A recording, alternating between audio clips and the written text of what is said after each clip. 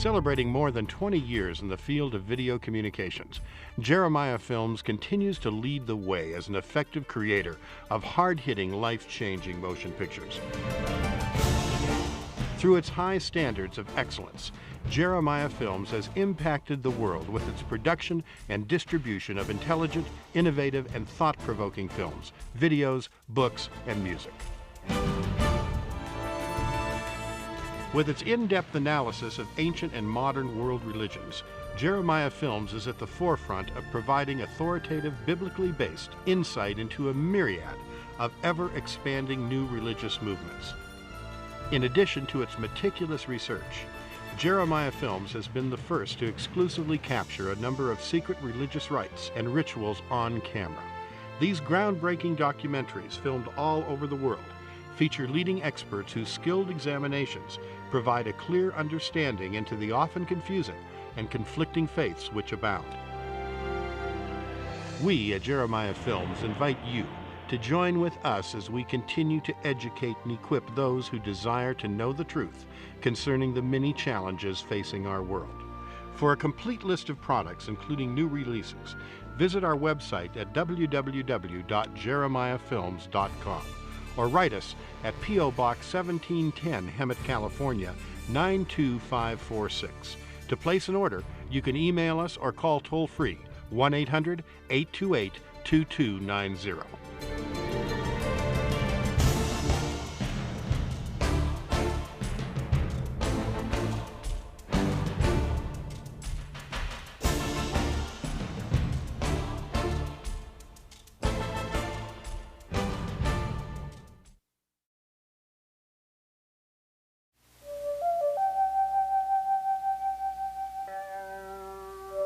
India, land of mystery, is the 7th largest landmass and 2nd most populated nation in the world.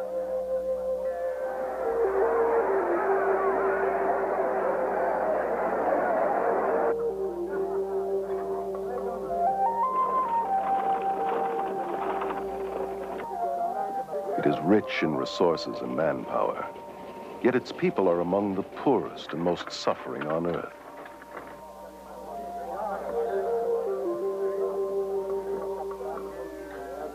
Millions of Indians suffer from malnutrition, disease, and poverty.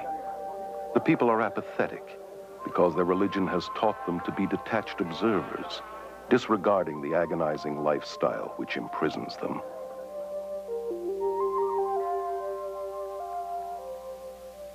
V.S. Naipaul, himself an Indian, describes India as a wounded civilization paralyzed by her religious beliefs. This complex and contradictory religion, known as Hinduism, promotes the worship of enlightened god-men called gurus.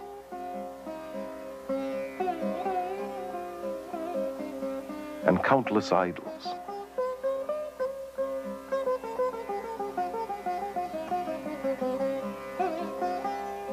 It deifies both nature and femaleness, and believes Mother Goddess to be the original deity. She is worshipped in many forms, as Mother India, venerated in the shape of her map, as Mother Earth, reverenced in the cow, whose urine is even seen as sacred, in Goddess Kali, the goddess of death and destruction, who demands to be pacified with blood sacrifices, and in Holy Mother Ganges, the largest river in India.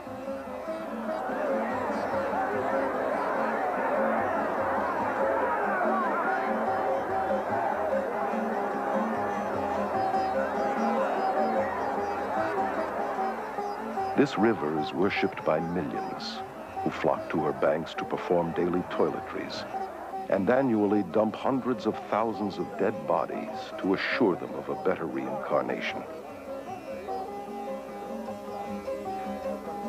Its pollution does not dampen the spiritual fervor of the people who believe its waters to be essential for all religious ceremonies and imbued with magical and healing powers. Incredibly, the West is today looking to Hinduism's superstitions for hope. The religion that has all but destroyed India has now infiltrated every area of Western society. Protesting that it is not religious but scientific, it is transforming our minds, science, medicine, mass media, politics, and the church.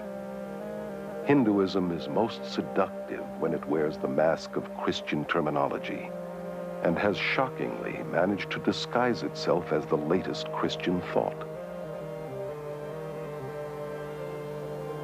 Hundreds of thousands of Western pilgrims have journeyed to India seeking enlightenment and have disappeared by the hundreds.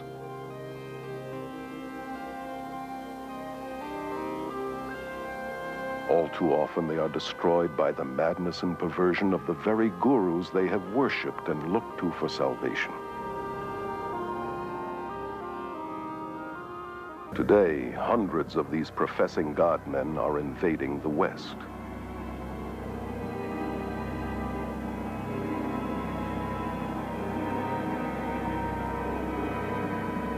Is there any need for alarm? Or should we continue to welcome these gods of the New Age?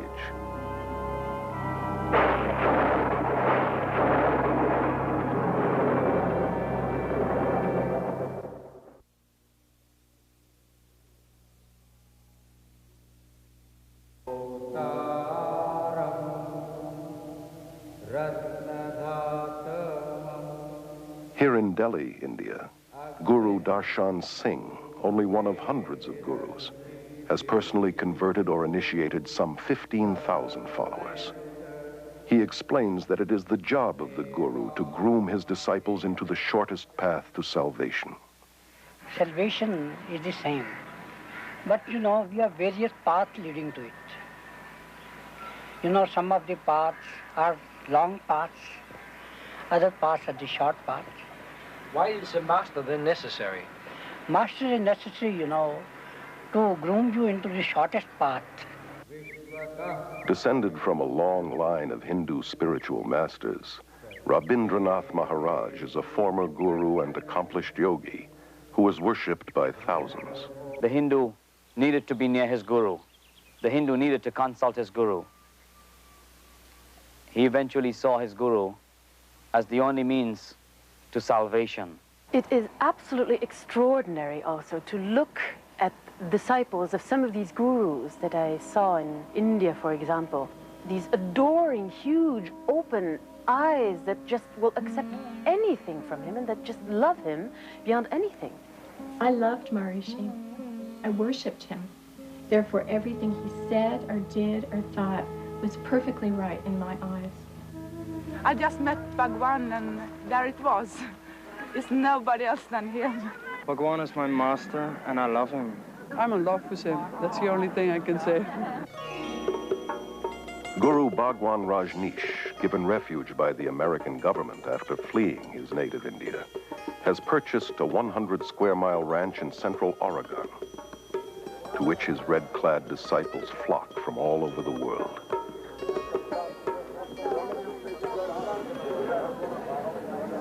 Whose astonishing title literally means highest spiritual teacher, Lord of the universe, Honorable Sir, and King. Carol Matriciana is a journalist and author of the book Gods of the New Age. Born and raised in India, she moved to London in 1973, where she became one of England's leading authorities on new religious movements. Prior to Rajneesh's death and the closure of his commune in Oregon, I had the unique experience of spending some time there. Rajneesh would come out twice a day in one of his 96 Rolls Royces and literally be worshipped by his thousands of Western devotees. It was so sad to see their complete devotion to a mere man who considered himself to be God.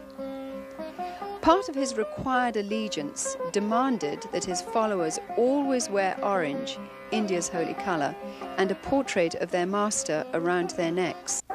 His spokeswoman and right-hand lady, Sheila Silverman, tries to explain the attraction and magnetism of her master. He is something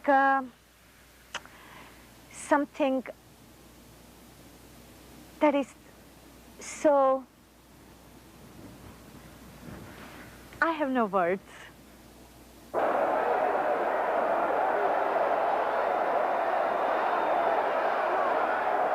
It is a love relationship, master and disciple. Something happens in your heart when you see a master. Bhagwan's my master.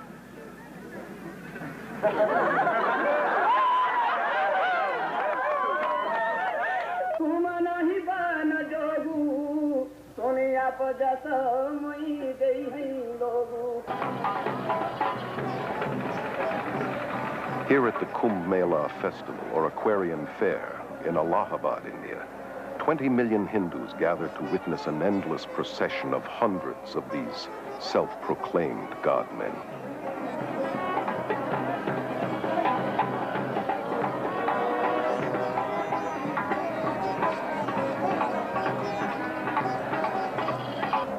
Even the dirt beneath these gurus' feet is an aid to the disciple in his quest for salvation.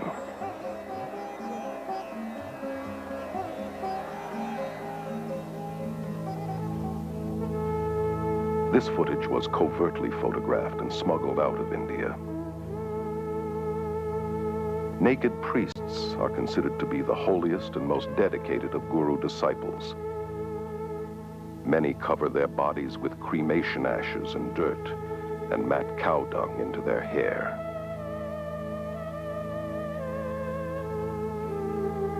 Some are armed and are dependent upon extremely potent drug concoctions.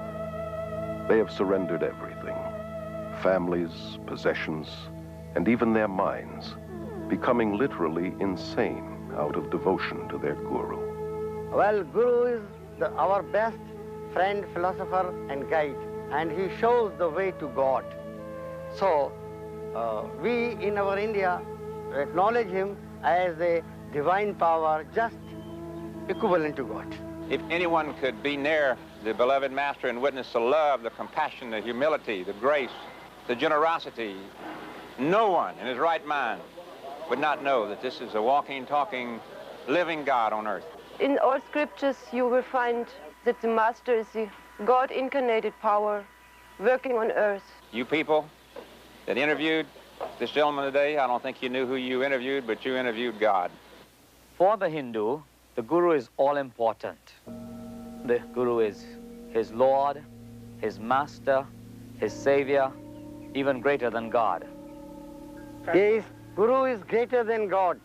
I have personally talked with many, many gurus, and the sad fact is that within their belief system, they have to be detached and removed from their emotions and compassion, and their cruelty and inhumaneness is seen as spiritual and excused as holy. I was really interested in their worship and their veneration and their adoration and the gifts and offerings they brought to me, but I was certainly not interested in their problems and their difficulties and hardships and pains.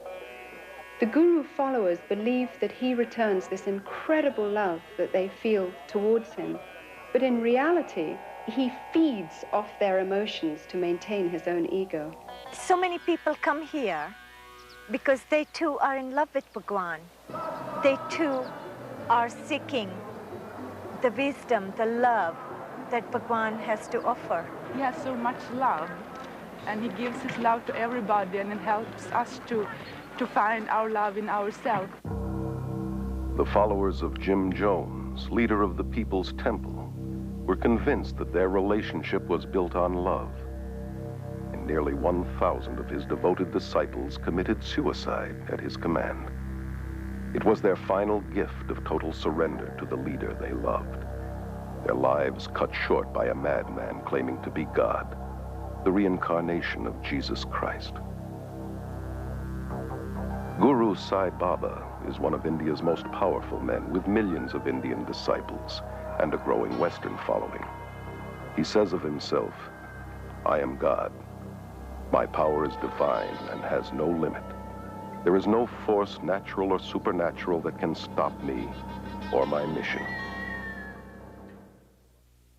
Prabhu Guptara, born and raised in India, is currently a journalist and media commentator in London. Gurus are going to the West because of two reasons. First, of course, they want to convert people. They want them to become followers of their own religion, in some cases themselves. And secondly, because they feel they have something to offer. What these gurus have to offer is a family, a community to belong to, which they don't have.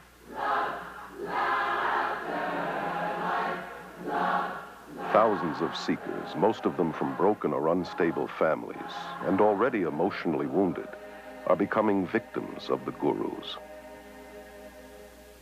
Dr. Os Guinness, an Oxford scholar and noted world lecturer, is author of the bestseller, Dust of Death. One of the deepest longings in the modern world is for a sense of meaning and belonging, sense in their lives and sort of stability in their worlds. And people, having not found that in the West, are hungry for it. And reacting against the West, they're backing into the arms of the East without looking at it straight. Ed Senesi is a former member of the International Society of Krishna Consciousness, known as the Hare Krishna movement. For 3 years, he was editor-in-chief of their magazine, Back to Godhead. The attitude toward the family in the Hare Krishna movement is very unfortunate. The family is seen more or less as a necessary evil. Eckhart Floater, a successful German journalist, became a devoted disciple of Rajneesh in 1979 and spent several months with him in India. Rajneesh clearly says that the family, that marriage, that all these traditional family bonds are rotten. The only relationship that counts is between his disciples and him. Kathy, devoted disciple of Maharishi Mahesh Yogi for 15 years, was a teacher and governor of Transcendental Meditation, known as TM. I thought Tim was strengthening my family, but it was really weakening it because I was turning all my attention in on myself. If you have an allegiance to your wife or your children, to the extent that you have that dedication to those people, you are less dedicated to the organization.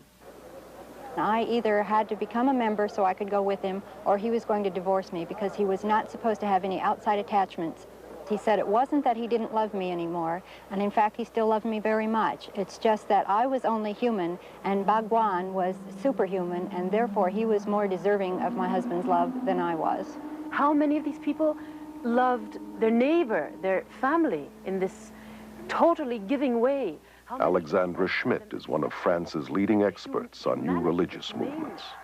How many have been so blind to all the negative aspects of a person they loved as to that of the guru?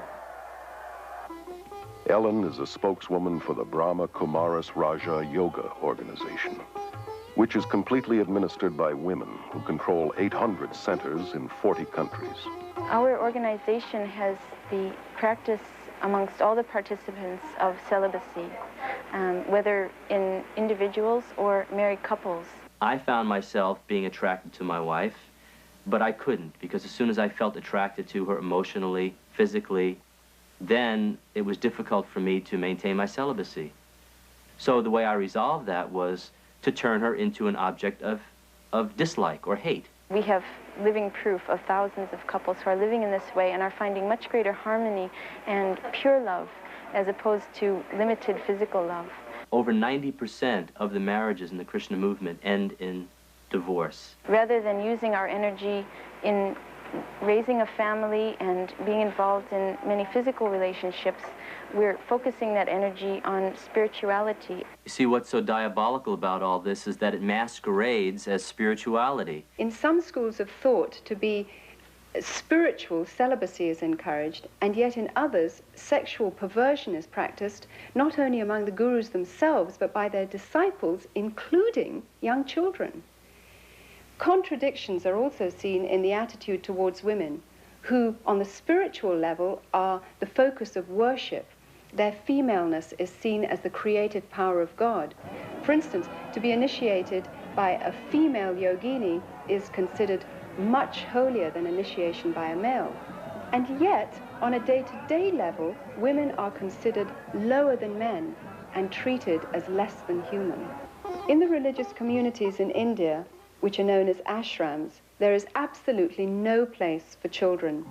And here in the West, the gurus generally don't want the burden and responsibility of children because it distracts the parents from devotion to him and his cause. They have a school system whereby they force the children at age 5 to live in the ashram. A lot of the kids did think it was like a prison. They didn't get to go anywhere but the ranch. And while we were at school, it's really just a place for the kids to go to get out of the grown-ups' way. And they separate them from the mother and father, which is very unfortunate and very destructive. Well, the kids would want to see their mom and dad, you know, just to be with them as a family. The kids wouldn't even know where their parents were, and they'd have to go look for them. And when they did, parents were usually too busy to talk to them. And so the kids were mainly by themselves and unsupervised. The most heartbreaking result of the Guru invasion to the West is the damage and harm it brings to the children, those who have no other choice than to live in the ashram because their parents have chosen to follow the Guru. Separated from parents and cut off from outside relatives, they become community property. They lose their individuality and identity and are alienated from society. Pastor Friedrich Hack has written over 30 books on various cults and is Germany's leading expert on new religious movements. Children brought up in a cult are only educated to follow the commands of their leaders. They never experienced freedom. They never experienced a responsible life where they could have their own choice, where they could follow their will. I've had these children taken them to parks, and they've seen normal people, and they'd recoil in fear from them because they don't look like devotees. The men don't have shaven heads or robes.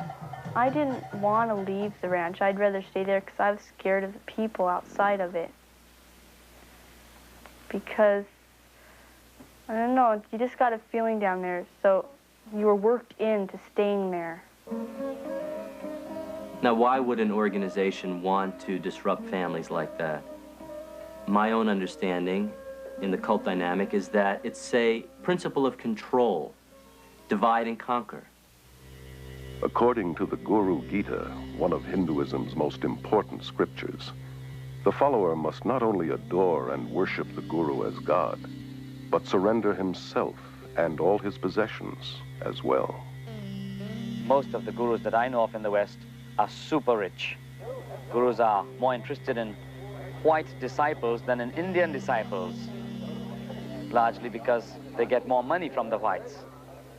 Rob, former transcendental meditator for 13 years, was a TM governor and in charge of teacher training at Maharishi International University. The TM movement is very wealthy. They have land holdings all over the world. They have beautiful hotels in Switzerland. They have university campuses in the Midwest. They have academies on the East Coast, the West Coast. Here he was getting served on silver plates 6 times a day, sleeping on a very soft bed, riding around in a Mercedes.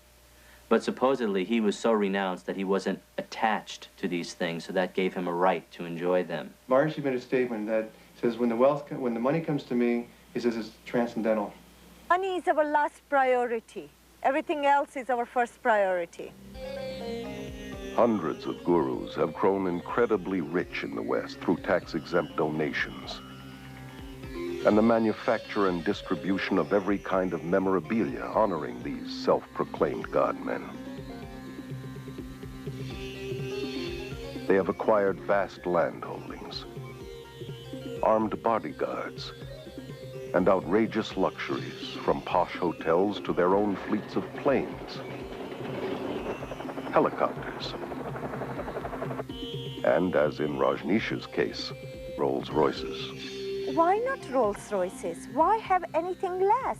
This country is a capitalist country, and anything that produces or helps capitalism, why not?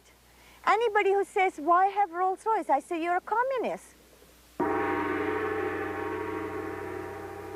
The Guru's hypocrisy is diabolical, criticizing the materialism and commercialism in the West and convincing their followers that non-materialism will get them up the spiritual ladder.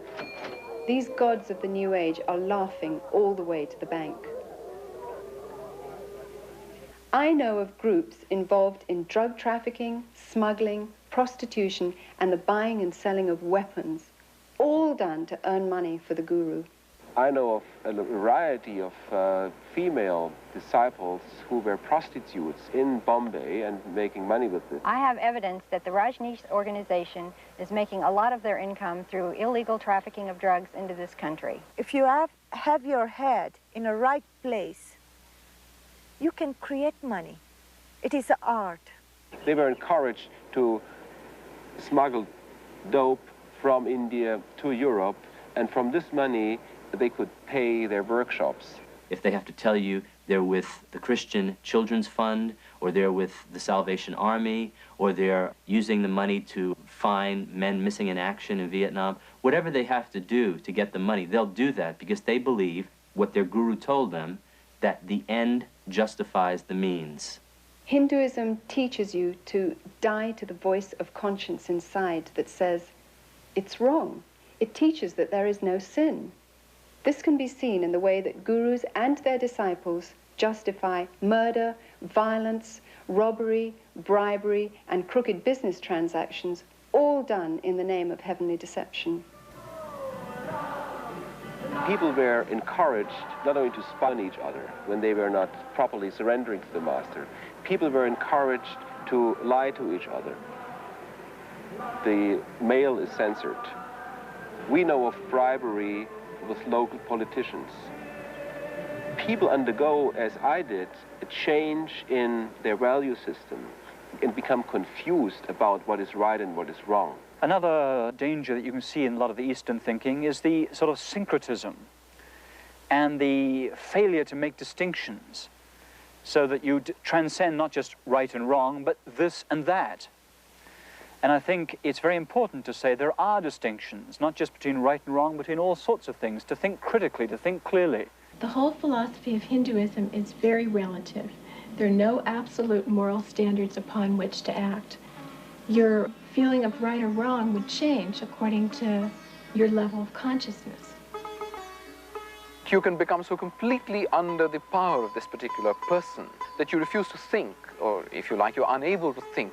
You can lose the power to take decisions of any sort, no matter how trifling, in any area of your life.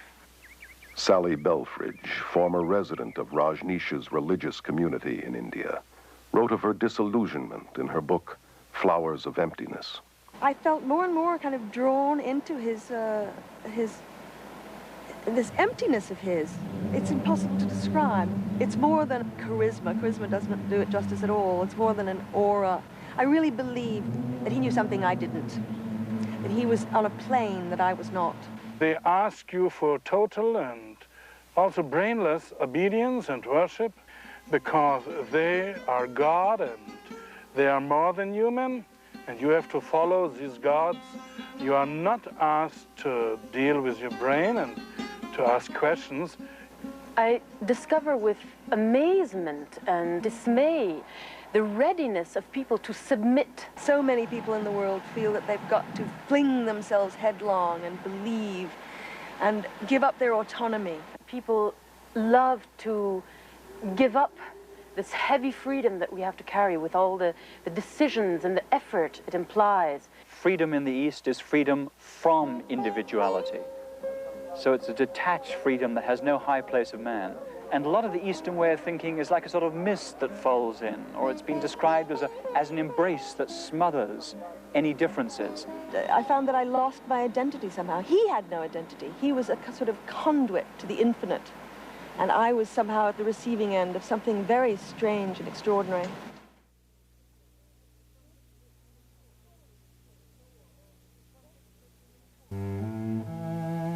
One just was taught to ignore all of the dreadful, the intolerable poverty and suffering of India. There were beggars clustering around the gates of the ashram, day and night, children starving, living in little huts, surrounding what was supposed to be a religious community. The contradiction was disgusting to me, but most of the sannyasins failed to notice it. It appeared not to bother them in the least.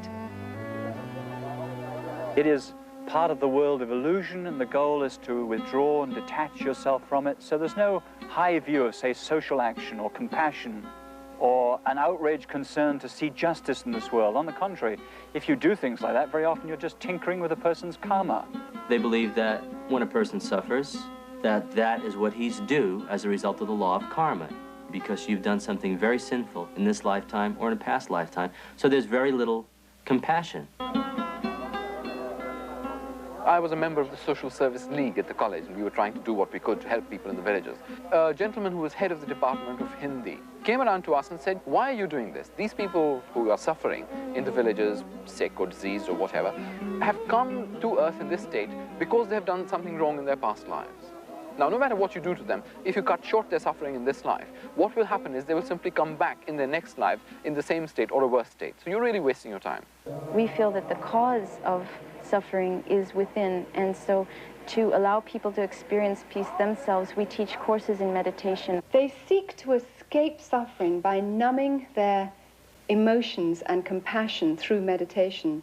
Maharishi, TM's guru, once said that a hungry person can become a happy hungry person through practicing meditation. Although the Hindu tries to convince himself that suffering is only in his mind, an illusion as he calls it, Maya, at the same time, he believes that he has to suffer again and again by forever being forced to return to this world through reincarnation. There is no escape from this endless wheel of samsara, life and death, because in Hinduism, unlike Christianity, there is no forgiveness, because there is no sin. Therefore, sadly, also, there is no hope. All the gurus that I know of in the Western world teach reincarnation, a doctrine very central to Hinduism. Reincarnation is all about dying and coming back to this world in one form or the other. Hare Krishna people believe in transmigration of the soul, as they prefer to call it, traveling from body to body to body. These physical bodies don't last forever, even though the soul does. So in the same way that a driver needs to change cars, in the same way we need to change from one body to another. Gandhi called reincarnation a burden too great to bear. Yet it is being eagerly embraced in the West in diluted form, as part of a patent blend of Hinduism and Zen Buddhism, camouflaged with psychological terminology.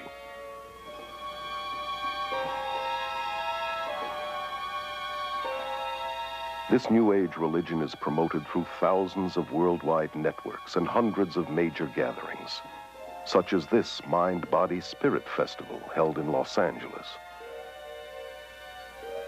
It is a westernized version of India's Kumbh Mela and promotes many of the same gurus and practices, from astrology and palmistry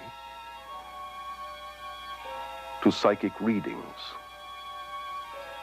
healings,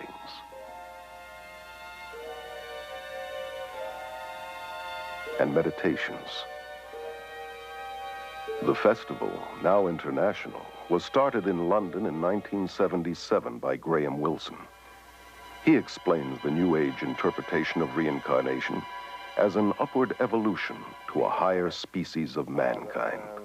We don't just reincarnate as an individual soul into a new body each time, but more of there's a collective consciousness of souls, which is why I think we have access to a lot more information than we realize. Either one has to believe in reincarnation or resurrection. They both could not be true at the same time.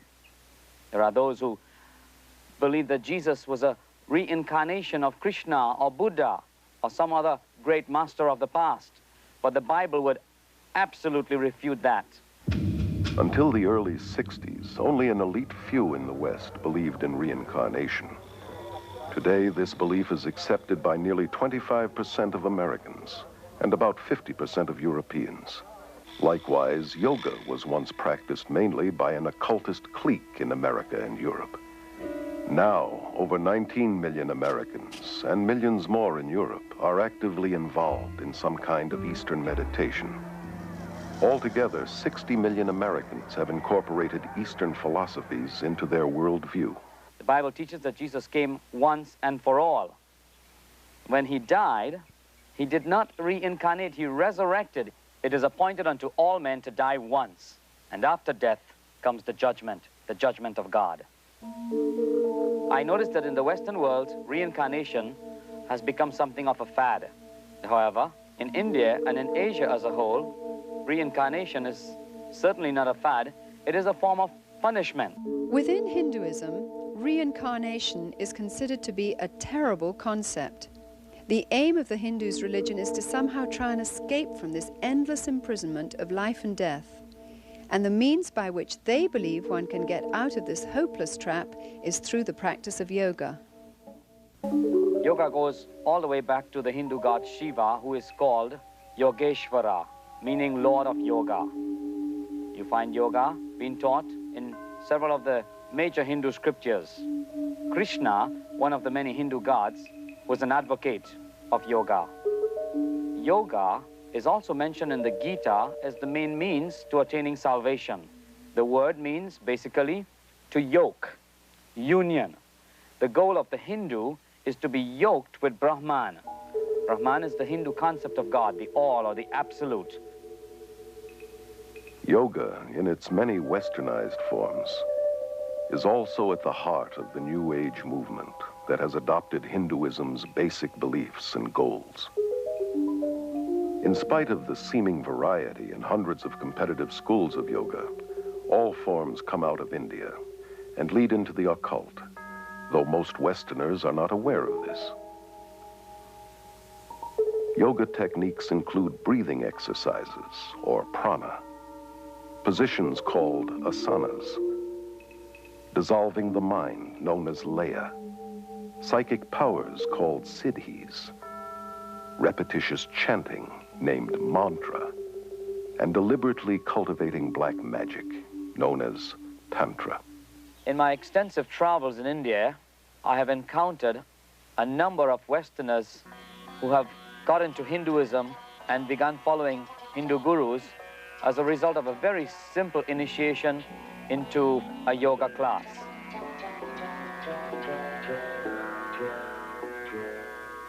Yoga is in many ways the heart of Hinduism.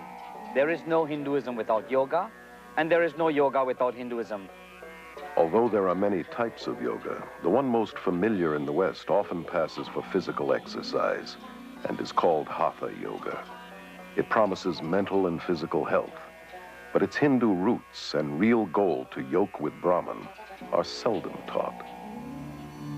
Ellen believes that Raja Yoga, or yoga of the mind, is the highest form of Hinduism. The Brahma Kumari's Raj Yoga is a form of meditation where the soul begins to understand itself clearly and has a connection with the Supreme Being. Raj means royal and yoga means union, so the link with the Supreme Being. And through this yoga, I become the ruler over my own self, over my mind and my life.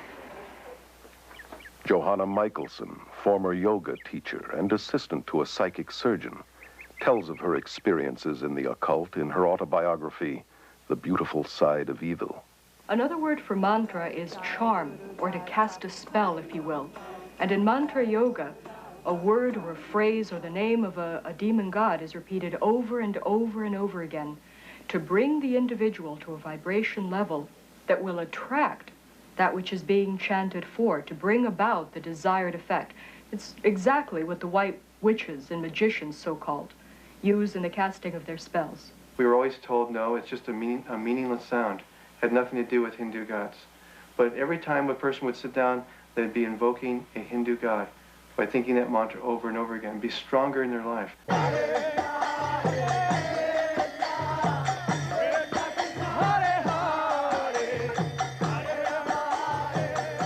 The chant goes, Hare Krishna, Krishna Krishna, Hare Hare, Hare Rama, Rama Rama, Hare Hare. 108 mantras is one round, and they chant that 16 times a day. That takes 2 hours to do every day.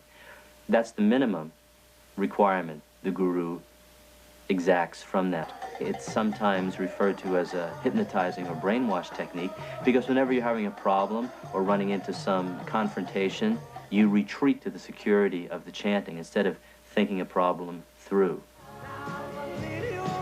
George Harrison of the Beatles made mantra yoga acceptable to the world through his song My Sweet Lord, where he incorporated the chant to a Hindu god, Hare Krishna, simultaneously with the biblical shout of praise, Hallelujah.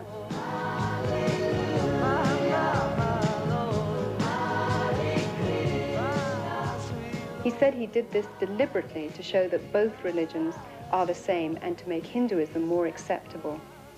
To pretend that all religions are the same is dishonest, as is the merger of various religious techniques. For instance, more and more Christians use the name Jesus much like a mantra. They claim that it's a tool to get them into the presence of God. Jesus said that repetitious prayer is not acceptable to God. Maharishi Mahesh Yogi, originator of TM, claims to have put Eastern meditation on the mystical map. With over 3 million followers, TM is the largest guru movement ever to invade the West. The Beatles' much publicized visit to Maharishi's community in India in the 60s convinced their millions of fans that TM, the so-called scientific yoga, was an even more powerful way to bliss consciousness than drugs.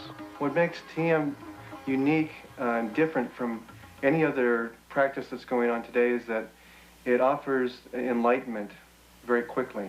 It offered a jet ride, you might say, to self-realization. I started experiencing being lost in this state of awareness called the absolute. In essence, Maharishi taught that we all come from that nothingness, and that is the source of all our consciousness, of all of our thinking and everything we do. Maharishi's primary thrust is the marketing of his Siddhi Yoga, which is designed to develop psychic powers such as levitation. These courses, like most guru programs, cost thousands of dollars. Rob was able to finance his advanced training through government student loans, totaling $6,000. During these sessions, it's a very strange environment. People speak in tongues, they yell and they scream, they talk in foreign languages. It's like a madhouse, and it's real crazy. Everyone bouncing around on foam pads, flying up in the air. Rajneesh is one of India's most controversial gurus, largely because of his endorsement of shocking sexual practices as a prerequisite for salvation. His brand of yoga, called dynamic meditation, is a New Age combination of Hinduism and psychotherapies. This exercise, involving rigorous breathing and hyperventilation, is designed to arouse the serpent force called Kundalini, which the gurus believe lies coiled at the base of the spine.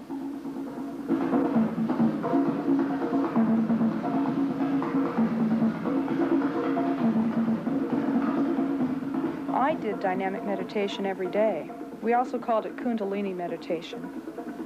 It starts off with a cathartic breathing, and the reason for it is just to move your energy and to get you out of your head and into your body, and you just breathe.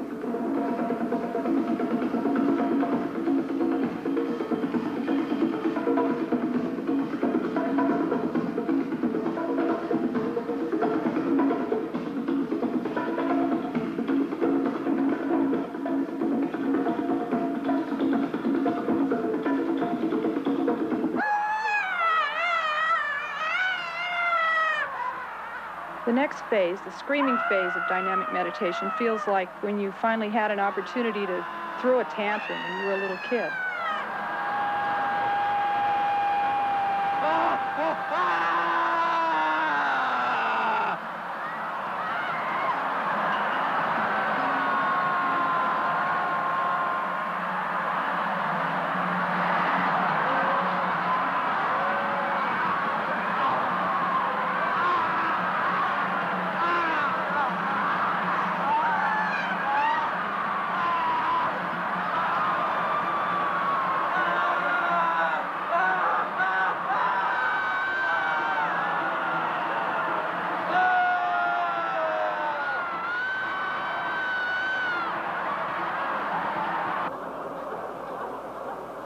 By the time you get to the third phase of jumping up and down and yelling "who," you're hardly there at all.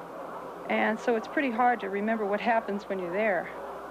I guess the closest thing I can associate it with is mindlessness. You get to a place where your mind actually leaves your body. Your body's just jumping up and down, and your voice from your gut is yelling "who," and you're not doing it anymore. You become one with this whole energy.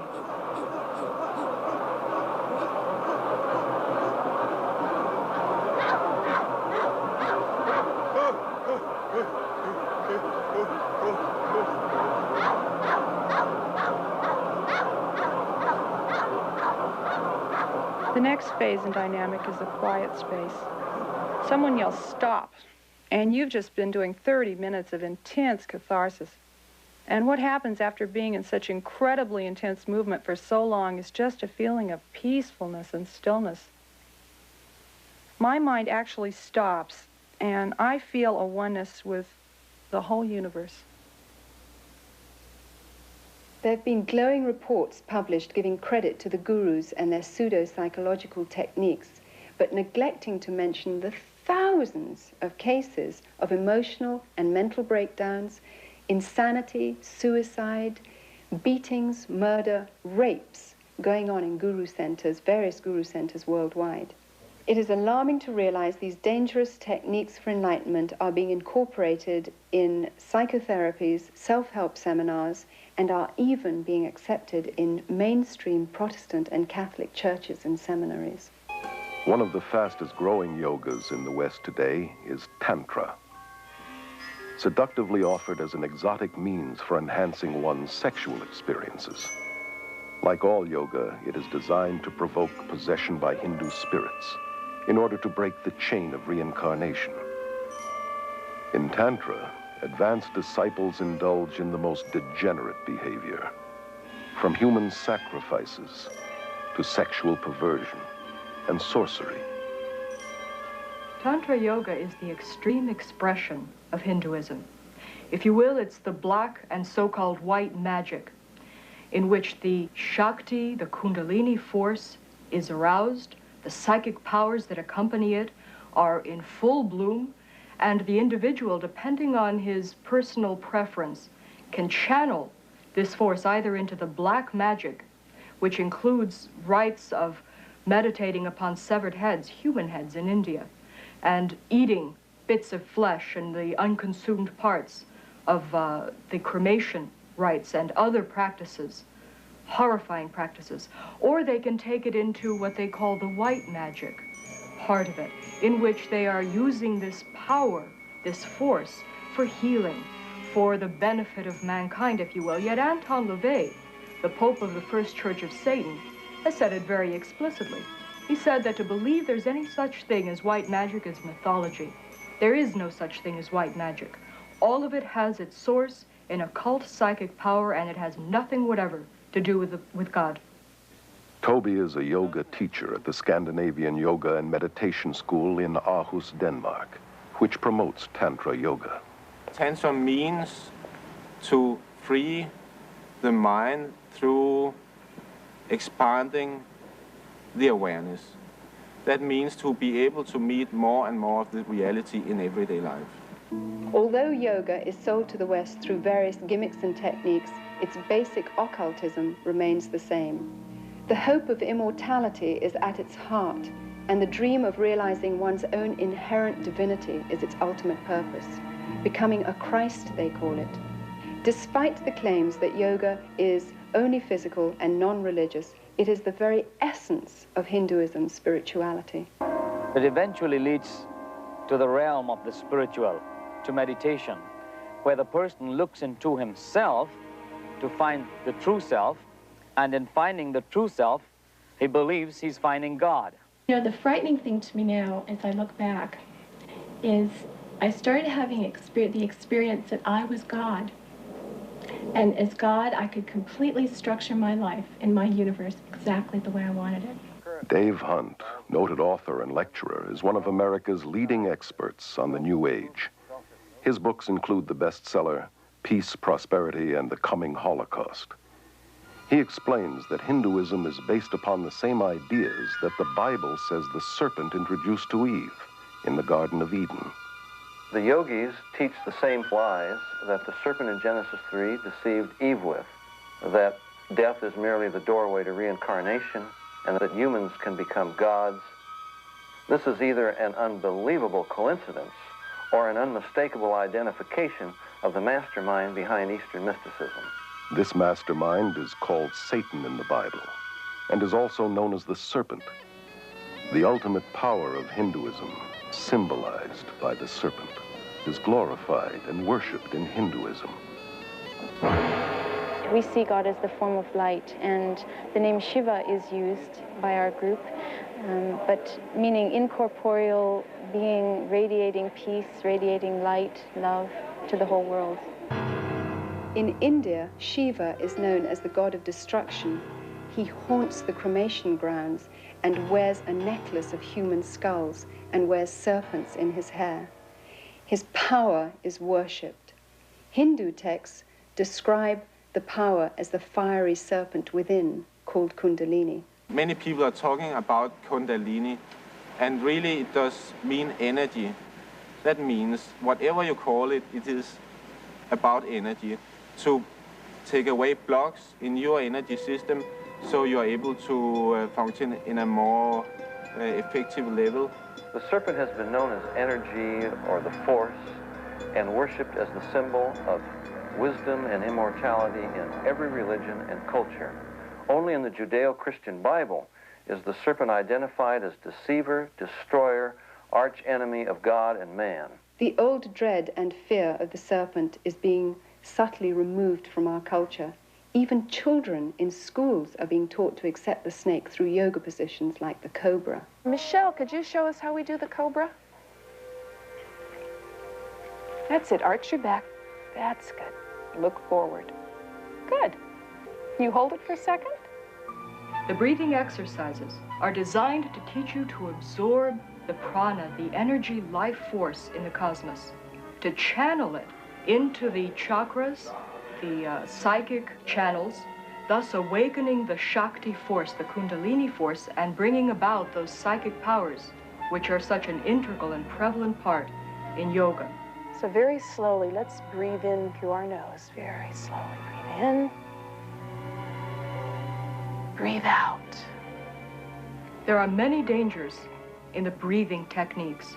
Even the writers and the proponents of these exercises are quick to warn that not only do these things trigger emotional and mental diseases, which have been known to place people even in insane asylums for the rest of their lives, but they also recognize that these exercises can open your soul and your mind and your entire being to a takeover by demonic forces.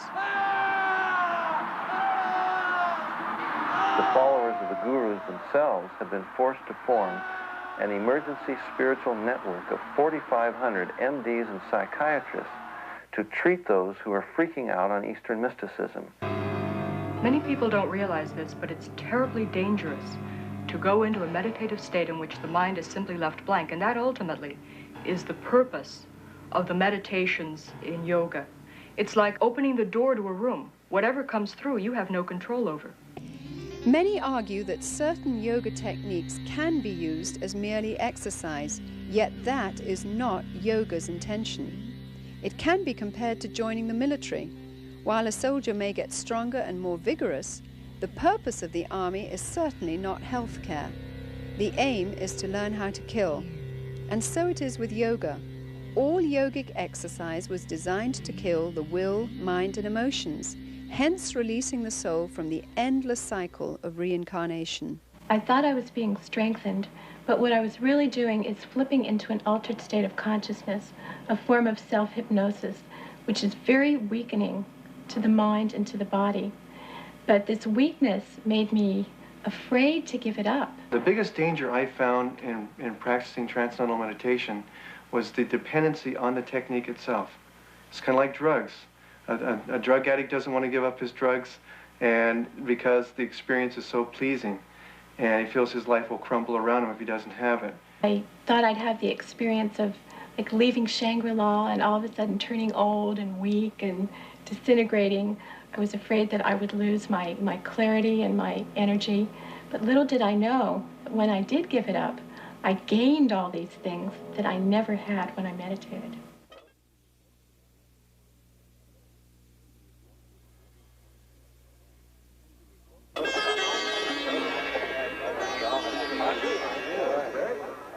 Once a religion for Indians alone, Hinduism has become radically evangelistic through adopting the principles of Christian missionaries who introduced cultural and social reforms in India. In 1966, at an international Hindu conference, leading Hindus planned a strategy to convert the world.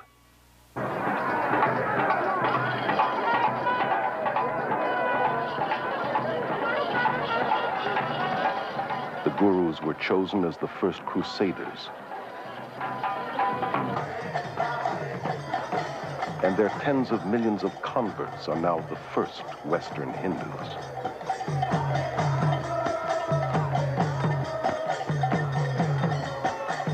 At the World Congress of Hinduism in 1979, a spokesman declared that our mission in the West has been crowned with fantastic success. Hinduism is becoming the dominant world religion, and the end of Christianity has come near. At the 1981 TM conference in India, a spokesman stated that the entire mission of TM is to counter the ever-spreading demon of Christianity. The religion that is out to destroy Christianity is being embraced by millions, including many in the church today who are naively succumbing to spiritual propaganda and unwittingly becoming disciples of the gods of the New Age. Behind today's aggressive campaign for world Hindu domination is a secretive organization called the Vishva Hindu Parishad. It is the world missionary organization of Hinduism. Paragraph 4 of its constitution says that its aim is to establish an order of missionaries, both lay and initiate, the purpose of propagating dynamic Hinduism. The Hindu Vishva Parishad magazine clearly states that yoga teachers throughout the world are the front missionaries of the Hindu religion. Western teachers themselves may not realize that they are being used by India's Hindu leaders in this way, but they are. While a guru disciple, Prema Nayak was an accomplished yoga teacher for 10 years. Yoga teachers are blind leading the blind. They themselves do not understand what they're into. They don't have any idea what they're teaching. This is really being used to reach the souls of students and innocent people in this country and other countries who come for an exercise class. As I look back on it, I see it was a subtle infiltrating of my beliefs and ideas. It totally changed my worldview. It gave me little or no moral standards by which to guide my life. I was becoming a Hindu, and it was a very big deception. The Vishva Hindu Parishad's plot to convert the world to Hinduism has created thousands of New Age worldwide networks with tens of millions of converts, all working for a new one-world government. Through the repackaging of yoga, the Western mind is being systematically conditioned to accept a neo-pagan worldview. Combined with New Age thinking, it claims to offer more integrity, selflessness, goodwill, freedom, and says it is the very alternative to Christianity's narrow way. Yoga is really part of our society now. It's being sold everywhere as technique for relaxation, for becoming unstressed, brighter, more beautiful. The self-centered world of glamour promotes yoga, meditation, and visualization techniques as a means to a healthier and more beautiful body, mind, and spirit. Spirituality is in, but with an anti-biblical meaning. Even relaxation has become a spiritual quest for one's so-called full potential through holistic massage, isolation tanks, and hundreds of other New Age techniques. Most of the 2,000 YMCAs across America offer yoga classes.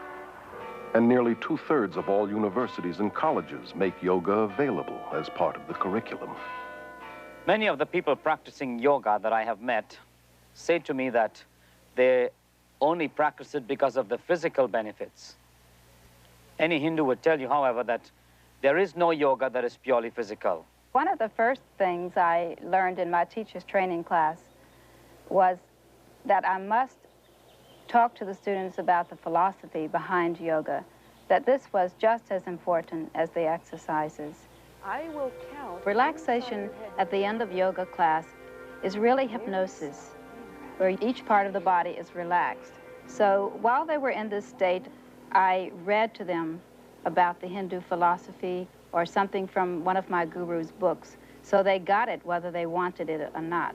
Yoga exercises were not designed for physical fitness, but to realign the serpent force within the body. To achieve godhood, that yoking, which is what yoga means, with Brahman. Anyone interested in physical fitness ought to do exercises designed for that, not yoga. Many hospitals have set up their own yoga and meditation classes to provide stress reduction for patients, doctors, and nurses.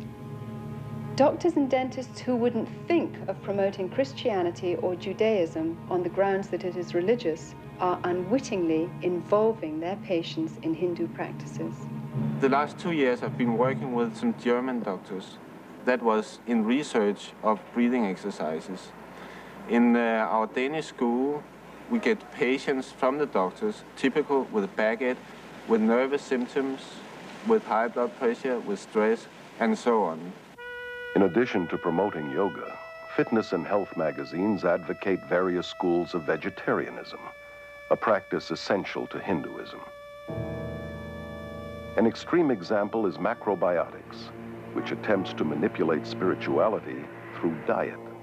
Maharishi once said that vegetarianism was the highest form of diet. This is essential in order to have deep experiences in meditation, because the vibrations in animal products are innately of the nature to pull the soul down into the lower levels. I find it intriguing that so many of the people in India and those in advanced yoga in the West who feel that the consumption of meat lowers their vibration level think nothing about drinking their own urine, or better still, cow's urine, which the holiest of men in India recognize as having special redemptive qualities. We only eat food that's prepared by yogis who are in remembrance of the Supreme Being, so that those vibrations are filled in the food, and these affect the mind very much. They also teach that anyone outside the movement is more or less evil. He's a meat eater, he's a karmi. You're not able to have as much endurance, not as much strength, because I was a vegetarian for many years, lost a lot of my strength. I've quit my so-called wicked ways, in other words, killing game and eating the flesh of animals. I'm strict vegetarian, as this diet so ordains. God did not ordain vegetarianism. Jesus was not a vegetarian. He fed the multitude with fish on more than one occasion. He himself ate fish and the Passover lamb. While the Bible would not condemn vegetarianism as a means for health, it would condemn it as a means for spiritual enlightenment. Health food stores are among the main fronts for guru organizations and recruiting, and are major distributors of New Age literature. Thousands of MDs, PhDs, chiropractors, and dentists are enthusiastic proponents of New Age holistic medicine. These New Age practitioners operate from the premise that treatment of the body must begin with treatment of the mind and spirit. These therapies involve countless techniques, most of which incorporate altering one's consciousness, or hypnosis. Always part of the occult, hypnosis has become the main bridge between Hinduism and modern science. Hypnosis creates the same states of consciousness that you experience under drugs and in yoga. Accepted in medicine and psychiatry, hypnosis is the heart of self-improvement and positive mental attitude courses. And hundreds of misinformed Christian psychologists use hypnosis in their daily counseling. Even in the church today, faith in God is being replaced by faith in our faith, in our positive thinking, in the idea that somehow if I can make myself believe that something will happen, then it really will. This is a counterfeit of the true faith. Many believe that hypnosis is okay if used by qualified counselors. Somehow used by the right people makes it scientific and not occultic. So Christians naively use it, as do many of the new consciousness movements like EST, Scientology, mind dynamics, silver mind control, and alpha brainwave training. In pursuit of Freudian myths, psychiatrists use hypnosis to regress patients back into their childhood and into the womb, where they relive the traumas of their birth, despite the scientific fact that the prenatal, natal, and early postnatal brain is not sufficiently developed to carry memories. I did indeed experience my original birth thought, but I felt it wasn't enough. I went back and I experienced my thought during my conception, and then I went back from there to a previous lifetime to experience why I had structured my conception the way I did. I mean, it's never ending. You can just keep going. Moreover, they take them right back into prior lives where they come out with factual recountings of lives they've lived all over this earth. Obviously, the memory is not coming from the brain. It's coming from a deceptive source. The field of medicine is embracing numerous New Age beliefs that cannot be explained scientifically, such as acupuncture, which claims to manipulate the Kundalini force with needles, and biofeedback, which uses a monitoring device to train a person to control ordinarily involuntary functions, such as blood pressure. The Menninger Clinic's documentary on biofeedback calls it the yoga of the West. Elmer and Alice Green, pioneer biofeedback researchers, admit that it creates the same state of consciousness and results as yoga. This electronic yoga has now been introduced by psychologists into the world of sports, including the Olympics. Businessmen are coming to yoga today because they want to be relaxed in the middle of their day. They want to train their ability to concentrate. Self-help therapies are a motivational tool used by hundreds of competitive businesses across America.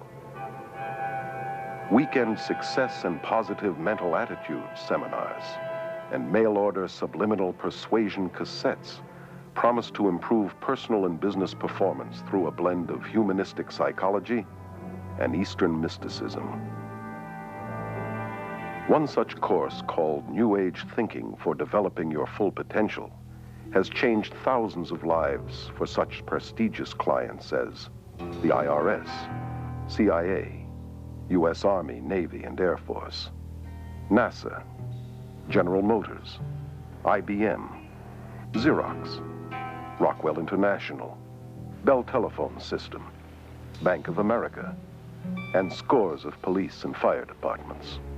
The human potential movement, with its emphasis upon self, self-esteem, self-love, self-acceptance, a positive self-image, is simply a westernized version of the yogi's self-realization, the guru's concept of the divine within, that we're all God.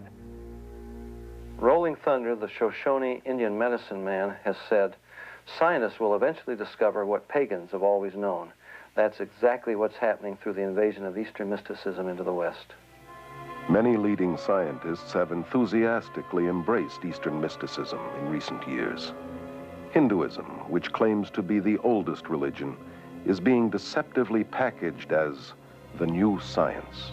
And a lot of the East is very seductively packaged. It's put over very carefully so that they don't stress the religious side, they'll put the scientific.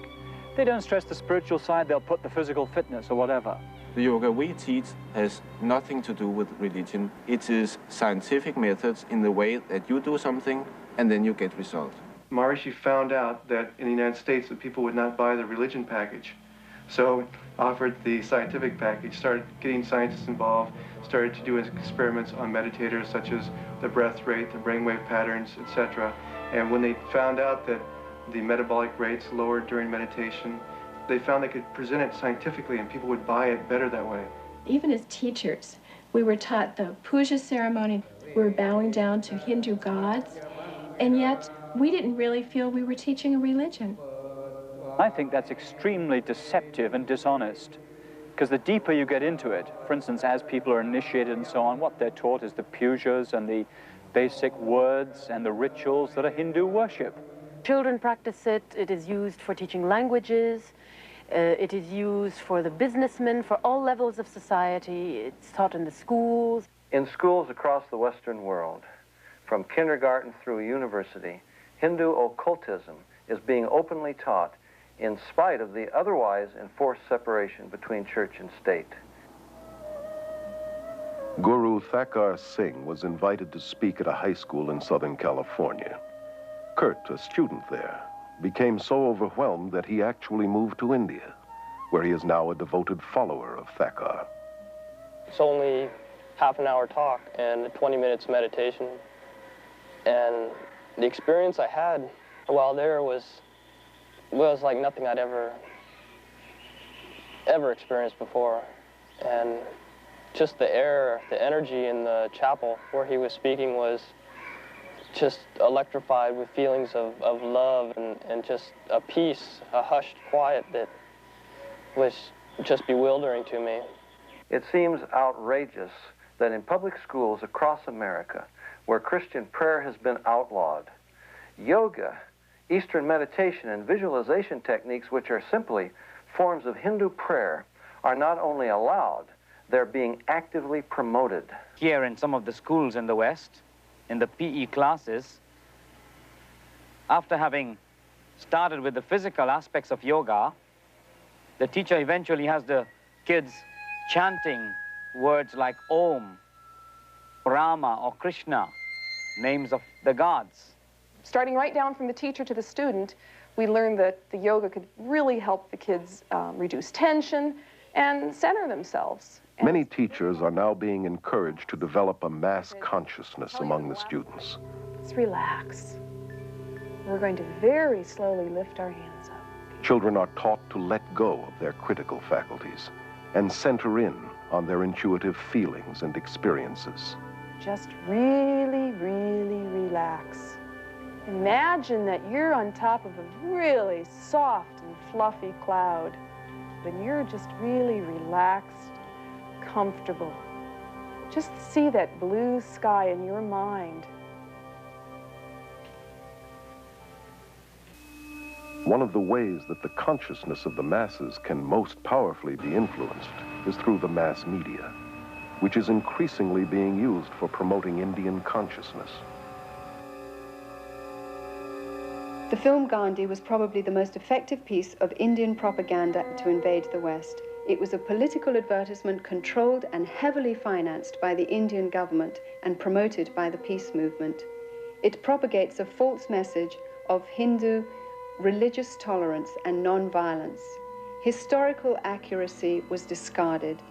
Gandhi was no different from most gurus today in that he was a sexual pervert and was certainly not the non-violent, peace-loving man as demonstrated in his racial killings of blacks in the Kafir Wars in South Africa. The most important message of the film was that Gandhi was one of the first gurus to link Christianity and Hinduism to form one package, a new religion. I consider him to be one of the fathers of the New Age movement. So many of the most popular films today, like Close Encounters, Poltergeist, E.T., Return of the Jedi, Star Wars, are all based upon Hinduism. For example, the Force has a dark and a light side. That's black magic and white magic. The doorway into the occult is an altered state of consciousness. This is the way that Obi-Wan initiates Luke into the Force. He has him working a laser sword. He says, Luke, your problem is you're trying to think. He puts a visor over his face so he can't see. And he says, Luke, you got to tune it out and let the Force take over. That's an altered state of consciousness. In The Empire Strikes Back, Yoda is a yogi. He's got Luke standing on his head going through various contortions to develop the mind power to raise his spaceship out of the swamp. And when Luke can't do it, Yoda does. And Luke looks on and says, I don't believe it. And Yoda says, that's your problem. In other words, it's all in the mind. If you would only believe it would happen. And when Luke goes into the cave to confront Darth Vader, Yoda says, don't take your laser sword, Luke. You don't need it. All you need is within you. That's the divine within. And when he cuts off Darth Vader's head and it rolls to the ground and he opens the visor and sees his own head, that's the most powerful presentation of Eastern mysticism you could ask for. The Beatles sang it, I am you and you are me and he is she and all is one.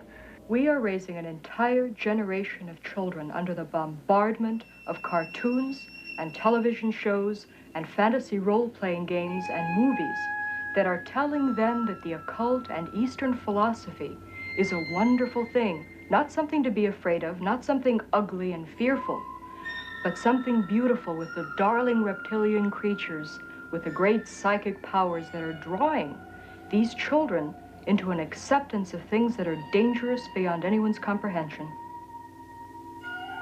The minds of children are being trained in the use of the supernatural and taught the principle of creating what seems like reality through Hindu psycho-spiritual techniques of mind power. Dungeons and Dragons, for example, requires participants to mentally murder, rape, torture, and otherwise commit mayhem with the aid of occultic powers. In at least one popular game, Hindu deities like the goddess Kali are invoked. Hindu religious techniques, including repeated chants, visualization, and casting spells, are used to overcome enemies. For you students who are new to our fantasy games class today, we're going to be playing Dungeons and Dragons, and I'd like to talk about a few of the advantages of using Dungeons and Dragons in a classroom. You may be wondering why you get to play games in school time. These games are used in gifted children's programs throughout the United States. A clear majority of state-supported schools and colleges incorporate them into their curriculum. And we call this an integrated curriculum. You guys are kind of familiar with that. You may encounter some violent creatures on the way, but the object is to be able to dispose of this ring that is the symbol of evil in the kingdom of Middle Earth. A child can understand the dark and light side of the Force. And to understand the Force is to understand basic Hinduism. George Lucas, creator of the Star Wars series, is in real life a devout believer in the Force, which he says can enable anyone to read minds, see past and future events, levitate, and plug into a nether world of psychic energy.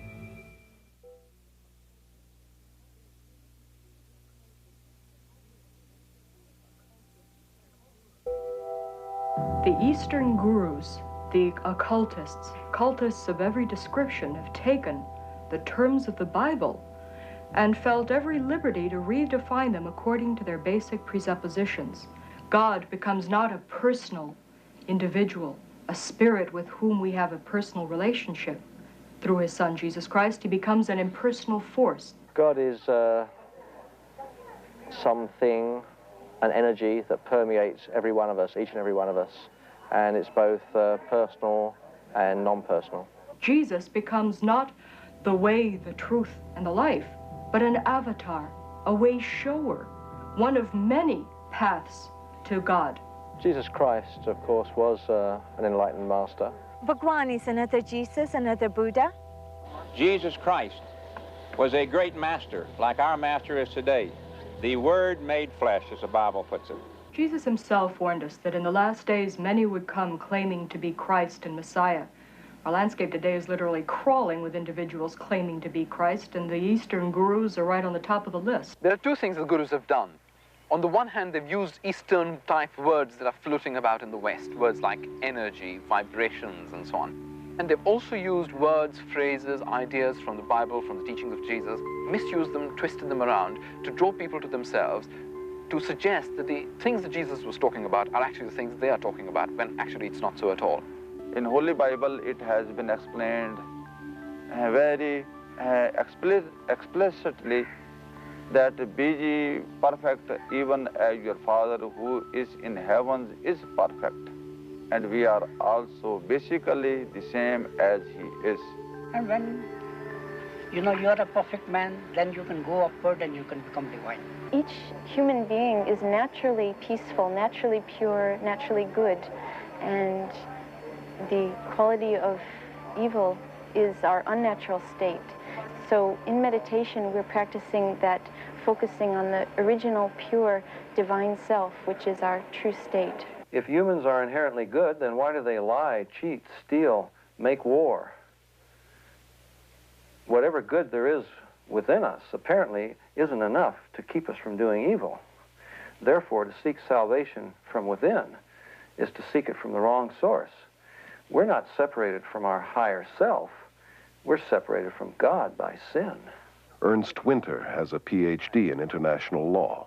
He was a diplomat in the Austrian Foreign Service for 10 years, and from 1968 through 78 was a director with the United Nations.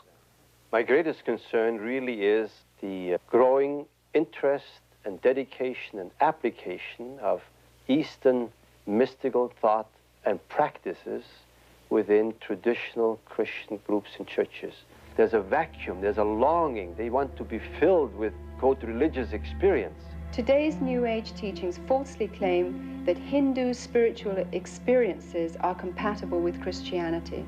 And the incredible thing is that so many Christian leaders, through their books, magazines, sermons, radio and TV programs, encourage millions of Christians to seek Christianized Hindu experiences.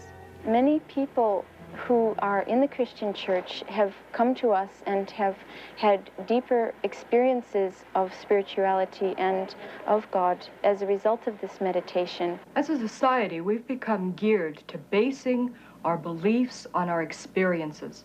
If our experience and our feelings tell us that something is valid and genuine and good, then we automatically assume that that is the measure of absolute truth.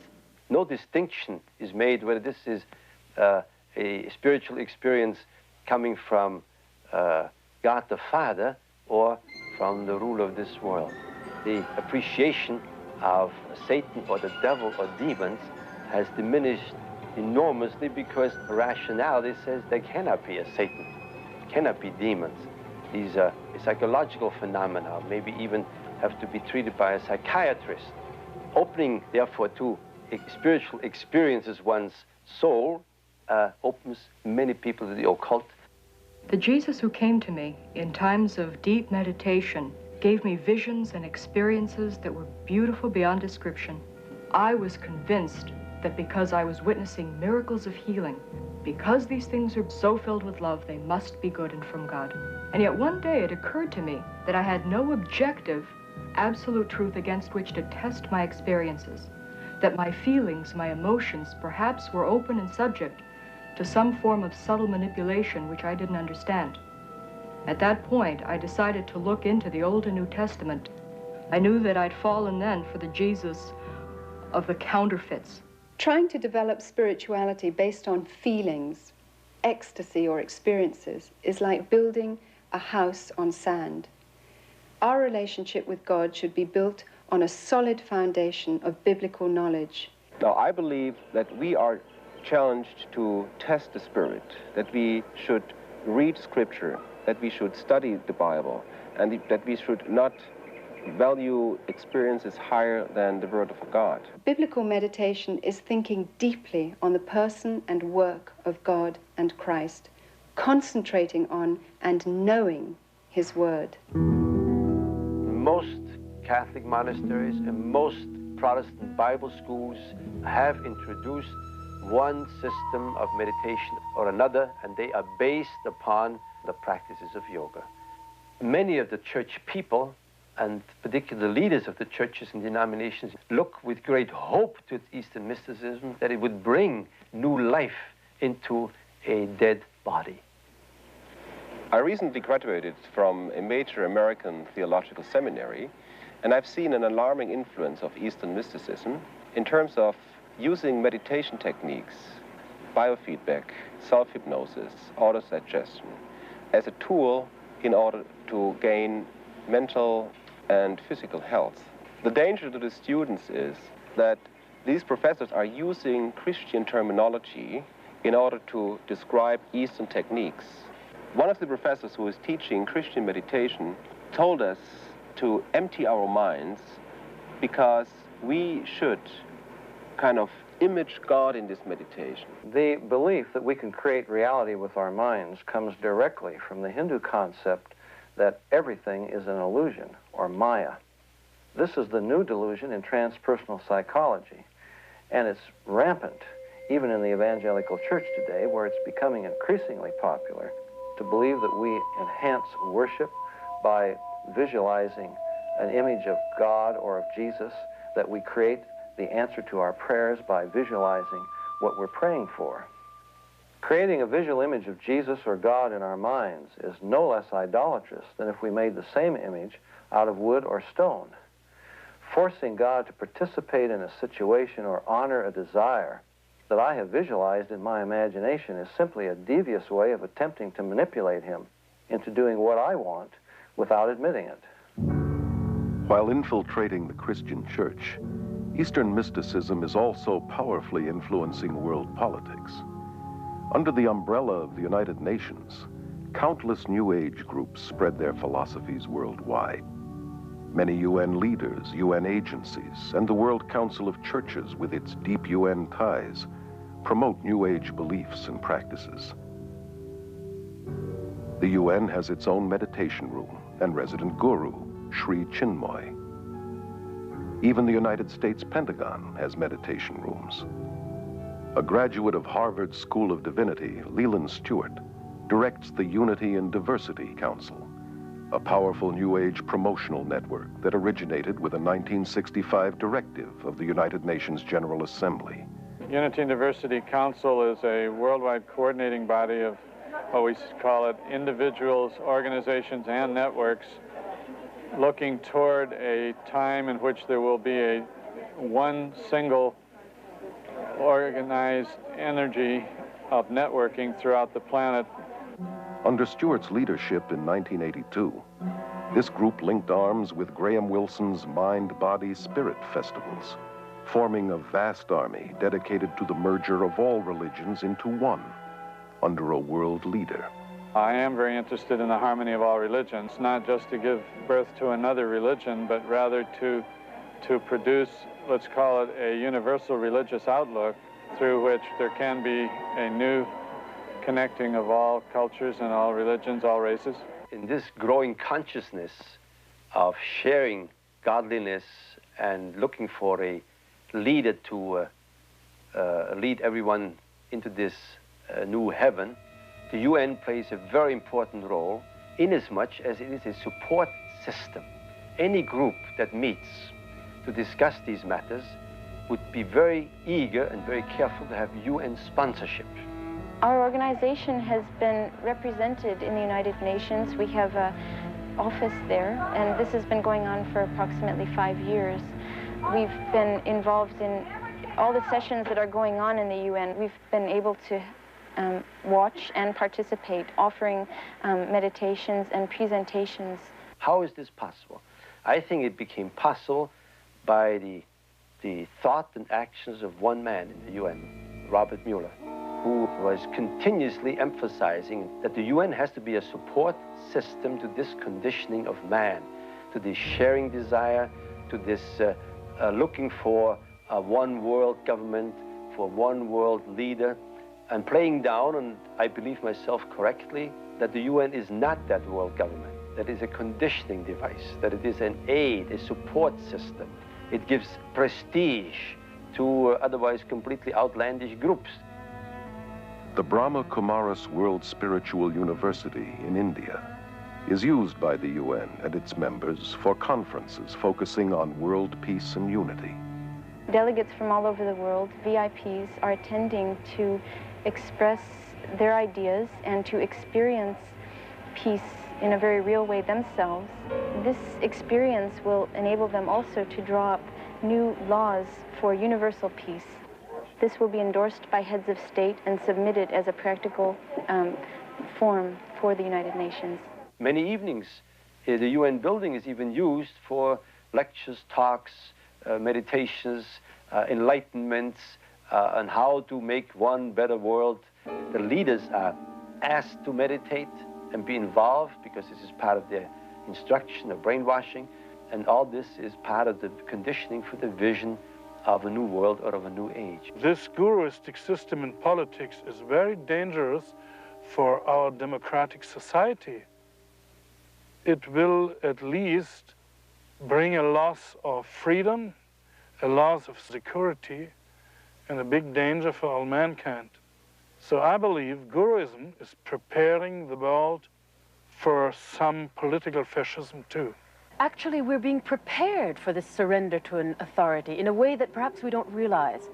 We are going through right now strange bathing in Eastern concepts of consciousness, states of consciousness, bliss, reincarnation, energies, vibrations, all of these words that have become very commonplace, really, in the Western languages, are also modifying our mind. They are changing our way of thinking. And this changed way of thinking puts us into a mental state, if you'd like, and prepares our intellectual functionings for this surrender.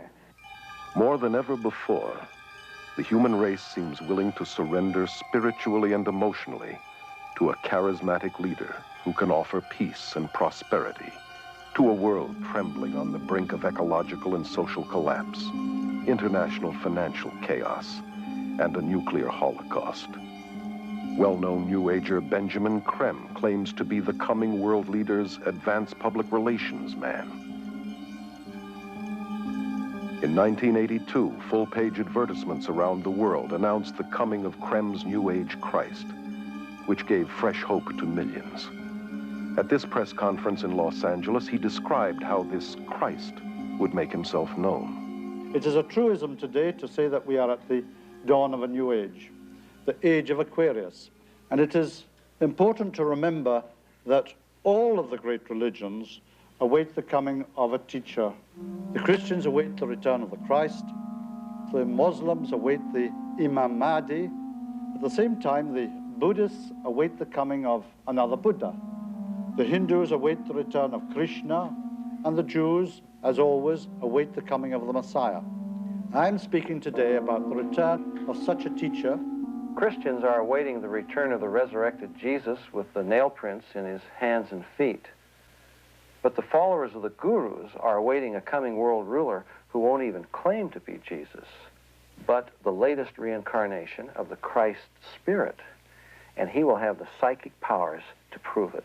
Simultaneously, throughout the world will take place hundreds of thousands of spontaneous healings and cures, which will reinforce, if that were even necessary, the fact that it is the Christ himself. The day of declaration will be the outstanding event of this or any other century. On that day, the radio and the television networks of the world will be linked together. We shall see this extraordinary face on our television screens. But he will not speak. His words will drop silently into our minds in our own language. This is the significance of the altered state of consciousness reached in yoga and other forms of Eastern meditation.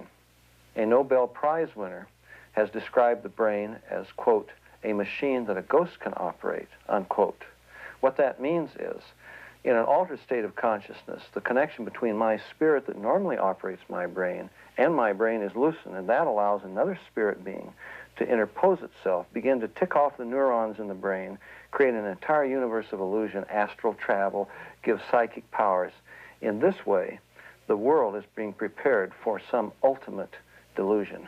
He will indeed inaugurate a great new world religion, and at the very most sacred core of that new world religion will be the process which is called the esoteric initiations, which take us out of the strictly human kingdom into the kingdom of God. David Spangler, board member of the Planetary Initiative for the World We Choose, which comes out of the United Nations, declares that Lucifer is the same force as Christ, that Lucifer prepares us for our own Christhood, that this is the final Luciferic initiation into the New Age. Benjamin Creme's Christ may not be the world teacher and ruler of world peace as he forecasted, but without question the stage is being set today for what the Bible calls the apostasy, or man's abandonment of God. This climate is ushering in the final actor, the counterfeit, who the Bible predicts must come before the return of Jesus, the true Prince of Peace, who will then reign for 1,000 years. The merger of science and mysticism is now in full blossom, and its evil fruit will be the new universal religion of the coming world dictator that the Bible identifies as the Antichrist. Today's revival of paganism and Hindu practices, which form the heart of the New Age movement, was ironically the same kind of foundation that prepared the way for Hitler's rise to power. The Germany of the 20s and 30s was in social and economic despair and looked for a leader who would free them from the Great Depression.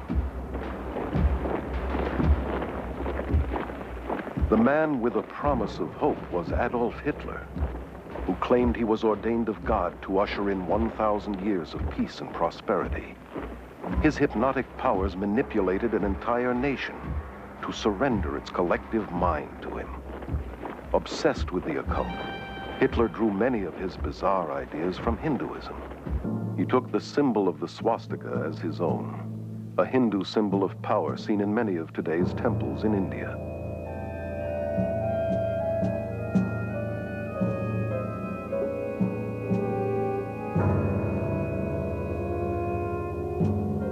Millions of Germans who submitted to Hitler as though he were God died for him and his cause, much like the followers of Jim Jones. The current worldwide revival of Hinduism blended with psychology and disguised as self-improvement, self-hypnosis, positive mental attitude seminars, visualization techniques, and mind dynamics courses has made today's world far more susceptible to spiritual deception than the Germany that embraced Adolf Hitler.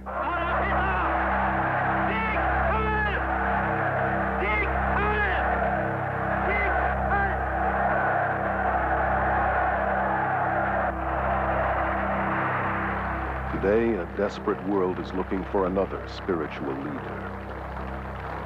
Has the human race learned nothing from its own mistakes?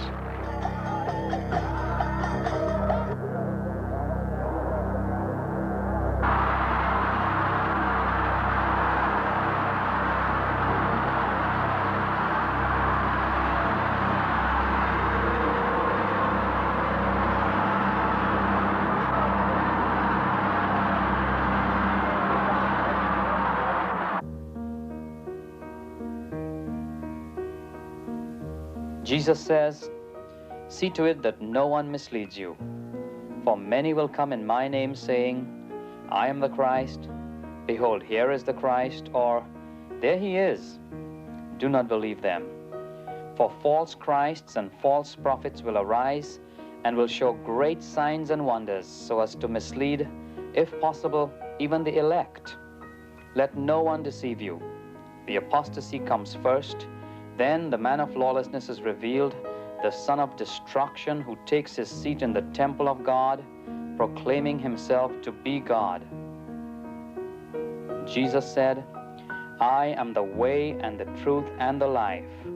No one comes to the Father except through me."